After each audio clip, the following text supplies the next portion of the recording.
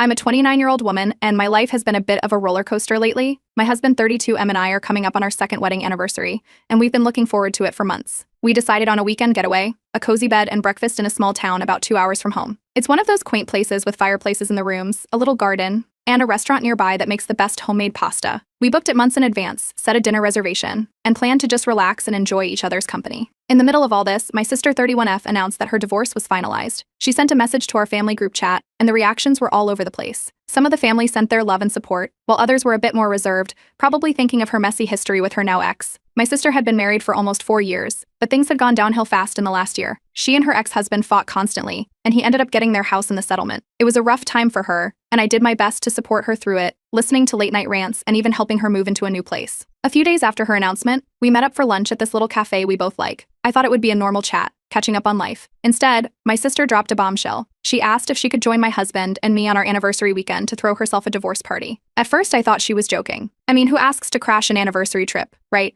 But the look on her face said otherwise. She launched into this whole thing about how she needed a reason to celebrate, that she was having a hard time, and being alone during this first weekend of her new life would just be too much. She reminded me of how she'd supported me during the stressful days of planning my wedding, even bringing up little things like helping with seating arrangements and calming me down when I was a nervous wreck about the guest list. According to her, this was my turn to step up for her. I was stunned. My husband and I had been looking forward to this weekend for ages. It wasn't just about the location. It was a rare chance for us to get away from everything, work, family drama, and just focus on each other. My husband, who's usually pretty laid back, was shocked when I told him later. He couldn't believe my sister would even think to ask something like that, and frankly, neither could I. When I told her I couldn't do it, I tried to be as gentle as possible. I explained that this anniversary was a special time for me and my husband, that we needed it for ourselves. I even suggested that we could plan a celebration for her the following weekend, just for her. But that didn't go over well at all. She started saying that I was being selfish and ungrateful, that after everything she'd done for me, the least I could do was be there for her now. It quickly turned from a request into a guilt trip. It didn't take long for the family to get involved. My mom called me a couple of days later, clearly feeling like she had to mediate. She said that my sister was going through a hard time and needed support from her family, and that I should be the bigger person and invite her along. According to her, my anniversary could be celebrated any time, but my sister's pain was immediate. It felt like no one was even considering what my husband and I might want or need. Then the group chat exploded. My sister vented to the whole family, and suddenly it was a full-on debate. Some family members agreed that I deserved to keep my weekend plans without interruption, while others thought I should be more compassionate. My sister, of course, leaned into the sympathy she was getting, talking about how hard it had been to lose her house and how she couldn't believe I'd turn her away when she needed me most. In the middle of all the chaos, I tried to stand firm. I sent a message to the group, explaining that my husband and I had been planning this weekend for a long time and that it was really important to us. I said that I'd be more than happy to help organize a separate party for my sister, just not during our anniversary trip. I thought it was a reasonable compromise, but my sister's response was less than gracious. She hinted that if I wouldn't include her, she might just show up anyway, which left me feeling both frustrated and anxious. My husband and I had a long talk that night. We agreed that we wouldn't let my sister ruin our plans, but the idea of her actually showing up uninvited was stressful. We even joked about booking a place further away, somewhere she couldn't find us, but there was a part of me that wondered if it might not be such a bad idea. That night, as I stared at my phone, rereading the angry messages from my sister and the passive-aggressive comments from my mom, doubts crept in. Was I being too harsh? Was I really the selfish sister she kept accusing me of being? I didn't think so, but it was hard not to question myself when the people closest to me seemed to think otherwise. But at the end of the day, I knew one thing for sure. I wasn't about to let my anniversary turn into someone else's party. It might be messy and awkward, but I'd have to stand my ground, even if it meant dealing with more family drama. Update 1. Things escalated quickly after my last post. My sister didn't take my refusal well, and she made sure the world knew about it. A few days after our talk, I started seeing her posts on social media. They weren't directly about me, but they didn't have to be. She wrote things like family should always come first, especially during hard times, and celebrations are always better when shared with the people you love. It didn't take a genius to figure out she was referring to our situation, and soon enough, a few mutual friends started liking and commenting with supportive words. It wasn't just online either. My dad gave me a call one evening, telling me that maybe it would be easier to just let my sister join our weekend plans. He said he was worried about the tension in the family and thought it might be better for everyone if we just kept the peace. I could hear the frustration in his voice, like he'd been caught between my sister and me, and he didn't know how to handle it. He kept mentioning how hard things had been for her lately, as if I wasn't aware.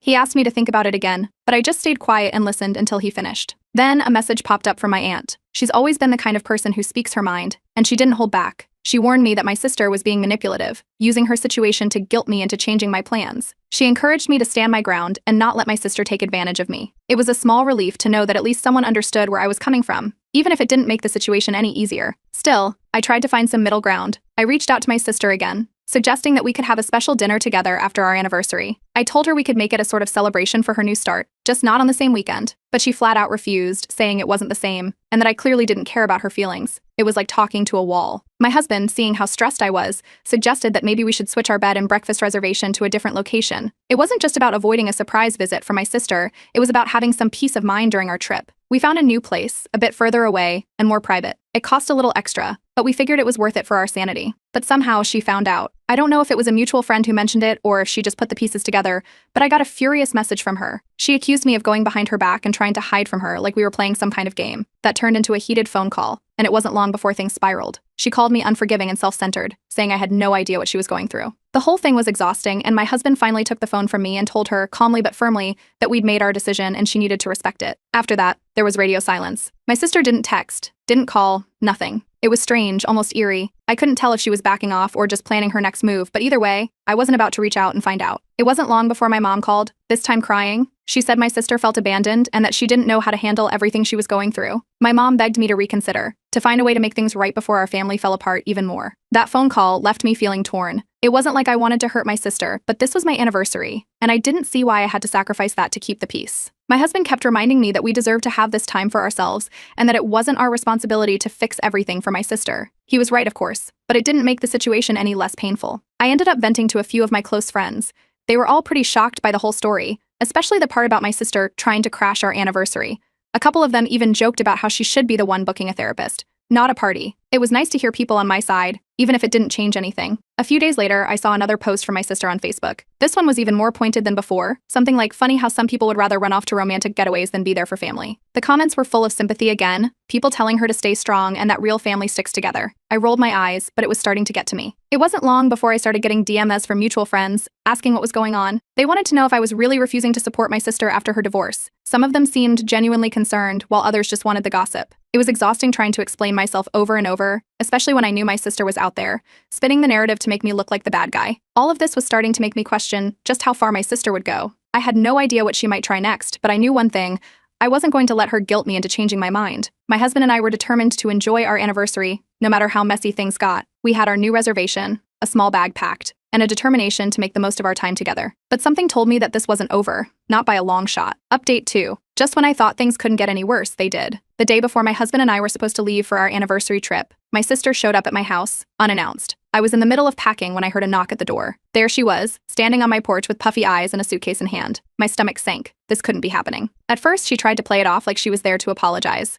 She started talking about how maybe she'd been too harsh, and that she just wanted to make things right between us. For a second, I almost believed her. But then, she quickly shifted to how she couldn't stand being alone that weekend, and how she thought it would be better if we all spent it together. I glanced at the suitcase, and that's when it hit me she fully intended to stay. She wasn't here for a quick visit or to drop off a peace offering. She was planning to crash our weekend, just like she'd threatened. I told her that she couldn't stay with us and reminded her that she had other options, like going to our parents' place, but that only made her more upset. She started crying, saying how she felt abandoned and how I was turning my back on her during her hardest moments. The tears kept coming, and she ramped up the dramatics, practically pleading with me to let her stay. I could hear her voice rising, and I knew my husband could hear it too from the other room. He came out, looking concerned but stayed silent at first, letting me handle it. When it was clear that the tears weren't changing my mind, my sister switched gears. She offered to pay for one night's stay if we'd let her tag along. She even suggested we could all have a meal together to bond during this tough time. But I wasn't about to budge. I told her that this trip was about our anniversary and that we needed this time for ourselves. That's when my husband finally spoke up. He was calm but firm, telling my sister that this wasn't the time for a divorce party and that she needed to respect our boundaries. He made it clear that no amount of bargaining would change our plans. My sister's expression shifted from desperate to angry, and I could feel the tension building in the air. I realized there was no other way to end this than to set a hard line. I told her that if she didn't leave, I'd have no choice but to call our parents and get them involved. It wasn't a threat I wanted to make, but I couldn't see any other option. The look on her face was a mix of shock and hurt, but she knew I meant it. Eventually, she picked up her suitcase and turned to leave. But of course, she didn't go quietly. As she walked down the driveway, she threw one last comment over her shoulder, calling me a terrible sister and saying I'd regret this. I shut the door before she could see my reaction and leaned against it, feeling a rush of mixed emotions, relief that she'd left and anger that it had come to this in the first place. It didn't take long for the family fallout to start. The family group chat exploded again, and this time, things got even nastier. Some relatives said I should have just let her stay, calling me heartless for turning her away when she was clearly struggling. Others backed me up, saying that I had every right to set boundaries, especially during my anniversary. My mom even tried to call me again, but I let it go to voicemail. I needed a break from the endless back and forth. Later that evening, my aunt sent me another message. She told me I'd done the right thing by standing up for myself, and that I shouldn't let my sister's behavior drag me down. It was a small comfort in the middle of all the chaos. She reminded me that people like my sister often push until they hit a boundary, and then they get upset when that boundary is enforced. It felt like she understood the mess I was dealing with, even when so many others didn't. After everything that happened, my husband decided to do something sweet to lift my spirits. He added an extra night to our bed and breakfast reservation, saying we deserved a little more time away from all the drama. It was the thoughtful gesture I needed, a reminder that no matter how messy things got with my family, he was on my side. The next morning, we packed up our car and finally left for our trip. The drive was quiet, with both of us just soaking in the silence. It felt like a weight had been lifted off my shoulders, even if only for a few days. When we arrived at the bed and breakfast, it was exactly what we'd hoped for: cozy, quiet, and far away from everything. But even though my sister didn't try to contact me during the trip, I knew this wasn't over. There was a sense of calm for now, but I could feel that it was just the eye of the storm. We tried to focus on making the most of our time together, unplugging from social media and ignoring the group chat chaos as best we could. For the first time in weeks, I felt like I could breathe. The radio silence from my sister made me nervous, though. After everything she'd done, it was hard to believe she'd just give up that easily. As much as I wanted to enjoy our time away, a part of me couldn't stop wondering what she was planning next. Update 3. When we got back from our anniversary trip, I thought the worst of it was behind us. But the fallout hit like a storm. My mom called almost immediately, inviting us to a family dinner that weekend. It was one of those invitations that felt more like an obligation. She hinted that it would be a good chance to clear the air with my sister, but I had my doubts. Still, my husband and I decided to go. I figured it was better to face it head on than to let things drag out even longer. We walked into my parents' house, and I could tell right away it wasn't going to be a relaxed evening. My sister was there, sitting at the table with her arms crossed and her eyes glued to her phone. She barely looked up when we arrived, and the atmosphere felt like walking into a courtroom. My mom gave me that look, the one that said, "Be the bigger person," and my dad tried to put on a cheerful face, but even he seemed tense. As we sat down, my sister kept making little digs under her breath. Things like some people are lucky they get to have their romantic weekends away, or must be nice to just ignore other people's feelings. It was obvious she wanted me to bite, but I refused to give her the satisfaction. My husband kept a hand on my knee under the table, a small reminder that he had my back. The dinner dragged on, with my sister's comments only getting more pointed. Finally, my mom couldn't take it anymore and brought it up directly. She said she was disappointed that I couldn't find a way to include my sister in our weekend. According to her, the whole thing had spiraled out of control,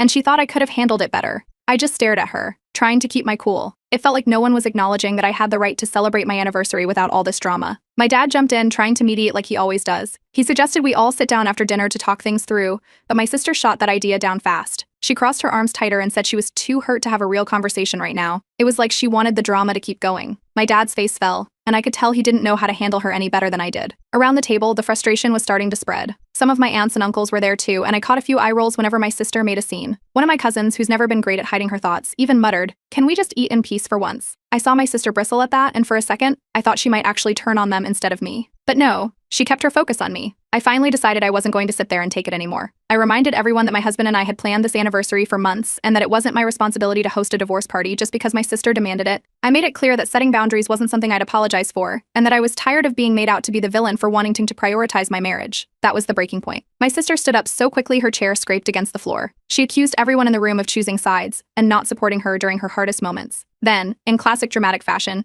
she stormed out, slamming the door behind her. The room fell into an awkward silence. My mom looked on the verge of tears, my dad just stared at his plate, and the rest of us sat there, stunned. After a few minutes, my husband leaned over and whispered that maybe it was time we left too. I nodded, and we got up to leave.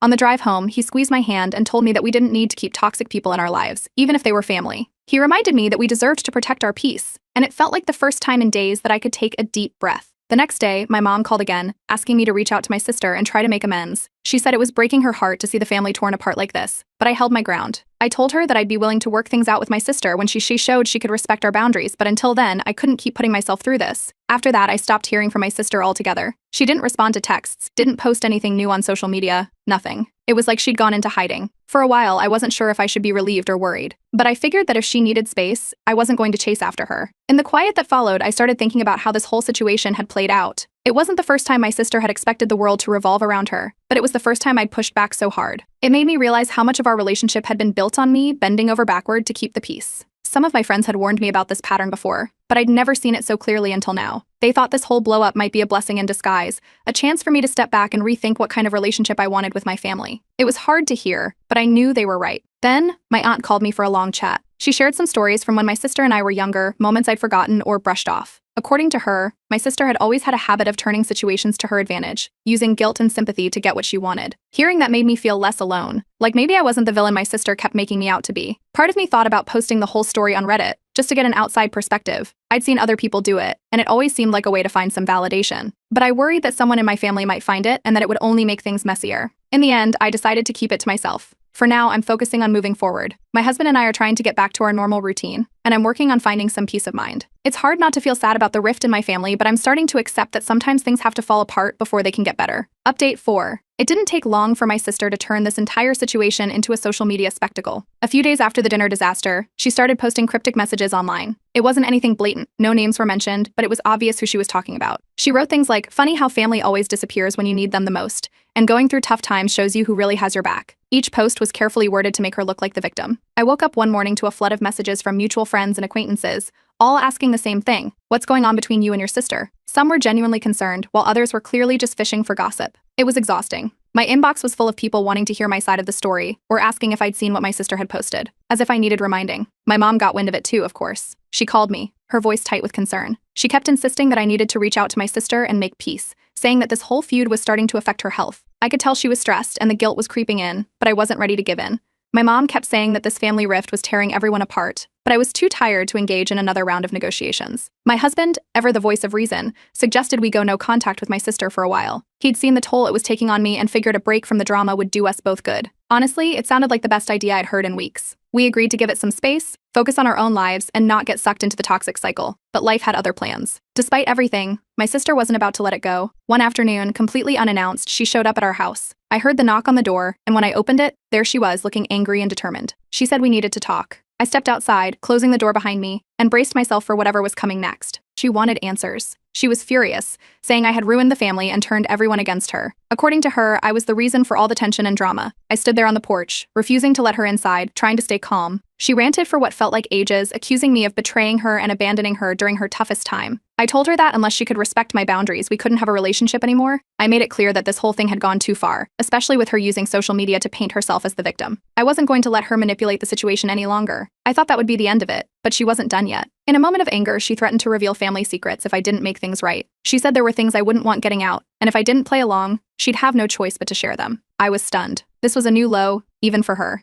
I could hardly believe she was going there. I told her flat out that she could do whatever she wanted, but I wasn't going to be manipulated. If she thought threats would make me cave, she was wrong. I turned and walked back inside, leaving her on the porch. My heart was pounding, but I knew I couldn't give in to her. Whatever she thought she had on me, I wasn't about to let her hold it over my head. A few days later, the inevitable happened. She posted a long, emotional story on social media about how she'd been betrayed by her own family and how she was now starting over alone. It blew up almost immediately, with her followers flooding the comments with sympathy and encouragement. People who didn't even know the full story were calling her brave for speaking out, and it wasn't long before mutual friends started messaging me again, asking what had happened. Some of my friends encouraged me to post my side of the story, to set the record straight. But I knew that would only fuel the drama, and I wasn't interested in turning this into a public spectacle. My husband, though, posted something subtle but supportive. He didn't mention my sister directly, but wrote about the importance of boundaries and respecting each other's personal lives. It got a few likes from our close circle, and it felt like a quiet victory. Still, I couldn't shake the feeling that this feud was taking a toll on my family in ways I hadn't expected. I started worrying about the long-term impact this would have on my relationship with my parents, on family gatherings, and just how this would hang over us moving forward. My husband tried to reassure me that we were doing the right thing and that we couldn't control how others reacted, but the weight of it all was hard to ignore. Then, out of the blue, I got a long text from my sister. It was an apology, sort of. She said she was sorry for how things had gotten out of hand, but then quickly shifted to how she still needed me to host a small get-together to celebrate her new beginning. It felt manipulative, like she was only apologizing to get what she wanted in the end. I responded, thanking her for the apology but making it clear that I couldn't accept conditions that disregarded our boundaries. I told her that if we were going to reconcile, it had to be on the basis of mutual respect, not another round of guilt and manipulation. I said I hoped we could work things out in the future, but for now, I wasn't budging. I haven't heard from her since. Part of me is relieved, but another part knows this probably isn't the end of it. I'm just trying to move forward, one day at a time, and focus on what really matters: my marriage, my peace, and keeping the drama at bay. Update 5. My sister didn't take my refusal well. She escalated her social media posts even further, sharing more cryptic stories that painted herself as the forgotten sibling. She dropped vague mentions of family drama, hinting at betrayals and broken promises. Her followers ate it up, commenting with messages of support, telling her to stay strong, and offering words of sympathy. It didn't matter that she wasn't naming names, everyone knew she was talking about me. I tried my best to ignore it, but my parents weren't so lucky. They eventually showed up at my house, looking more exhausted than I'd ever seen them. They said they couldn't take the constant back and forth anymore and wanted to talk face to face. My dad, always the peacemaker, tried to convince me that my sister was just going through a rough patch and that maybe we could all find some common ground. But then my mom let slip that even she was tired of my sister's dramatics, admitting that my sister had always had a way of stirring up trouble. It was a strange moment, realizing that my parents, who had been so determined to keep us united, were finally seeing what I'd been dealing with all along. They weren't exactly siding with me, but there was a sense that they understood how much my sister had pushed the limits this time. After they left, I couldn't stop thinking about going no contact with her for a while, just to clear my head and focus on my own life. Around that time, my husband got some unexpected good news. He'd been working hard for a promotion at his job, and finally it came through. It meant a raise, more responsibilities, and potentially a move to another city. It was the best thing that had happened to us in months. We celebrated with a quiet dinner, trying to focus on something positive for a change. But just as we were starting to feel a little bit of relief, I heard through the grapevine that my sister was struggling financially. She'd quit her job after the divorce, hoping to make a living off her social media presence, but it wasn't going well. Apparently, the attention she'd been getting from her dramatic posts wasn't translating into the kind of income she needed. Word got back to me that she was having trouble paying rent and was thinking about moving back in with my parents. Then, out of nowhere, she reached out again, this time with a different tone. She said she was willing to talk things through, but only if I'd be willing to support her new online venture financially. She framed it as a way for us to rebuild our relationship, claiming that helping her out would prove I still cared about her. It was clear she was looking for money, not a real apology. I wasn't about to get pulled back into that mess. I made it clear that I couldn't support her financially, especially not when our relationship still had so many unresolved issues.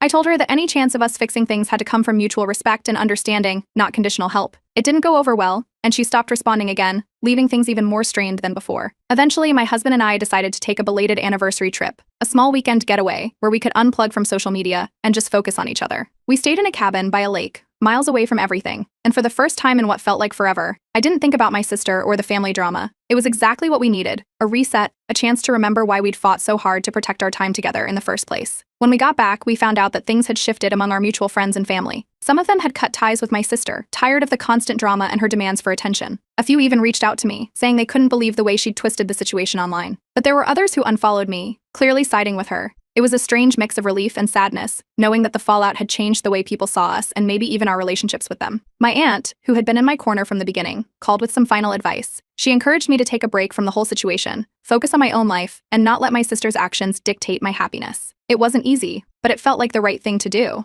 With my husband's new promotion, we decided to take a leap and move to a new city. It felt like the perfect time for a fresh start. No more constant reminders of the drama, no more living under the shadow of family chaos. We found a place in a quiet neighborhood, and the idea of starting over was both exciting and nerve-wracking. But I knew it was the right move. Word got back to me that my sister's social media following was starting to dwindle. Without new drama to fuel her posts, people seemed to lose interest. I heard she'd started looking for a regular job again, but things were tough. It was strange hearing about her struggles from a distance, knowing that she'd made her choices, just like I'd made mine. My mom made one last attempt to get me to reconcile with her, insisting that time had passed and everyone should move on. I listened, but I held my ground. I told her that I'd be open to reconciling when my sister was genuinely ready to respect our boundaries and rebuild our relationship without conditions. I wasn't going to sacrifice my peace of mind anymore, not after everything we'd been through. Looking back, I can see how much I've grown through all of this. I've learned that sometimes, standing up for yourself means losing people along the way, even if they're family. It's not easy, but I'm learning to accept that some relationships can't be fixed just by giving in. For now, I'm focusing on building a life that makes me happy, and I'm finally starting to believe that's enough.